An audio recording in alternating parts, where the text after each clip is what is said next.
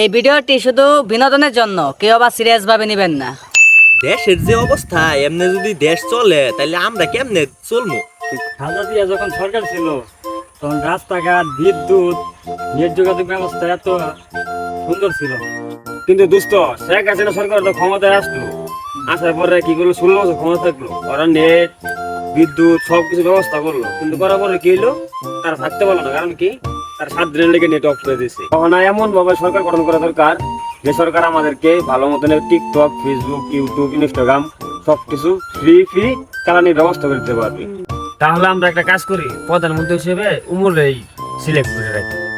তাই নয় বুঝলাম, কিন্তু এক কোমর দিয়া তো পুরা দেশ চলতো না। এক উমরকে সাধারণ সম্পাদক হিসাবে থাকবো ফয়সাল উরুফে লোকাল হিরো। ঠিক আছে, সাধারণ সম্পাদক হিসাবে না হয় লোকাল হিরোরেই দিলি, তাইলে এক কাজ করি, ওই হিরো আলম রে শিক্ষামন্ত্রী দিয়া দেই। শিক্ষামন্ত্রী তো হয়েই গেল, তাহলে এক কাজ করো, তাকে সবুজটা মৎস্যমন্ত্রী দিয়ে দাও। মৎস্যমন্ত্রী তো হয়েই গেল, অনেক কাজ করি খাদ্যমন্ত্রী হিসাবে নাবি তো করে দিয়া দিই। খাদ্যমন্ত্রী তো দেওয়াই হলো, তাহলে বাণিজ্য মন্ত্রী হিসাবে এন্ডালকে দেওয়া হোক। সব মন্ত্রী তো হয়ে গেল, এই মন্ত্রীদেরকে ট্যাগেল দেওয়ার লেগে একটা স্পিকার লাগবে না?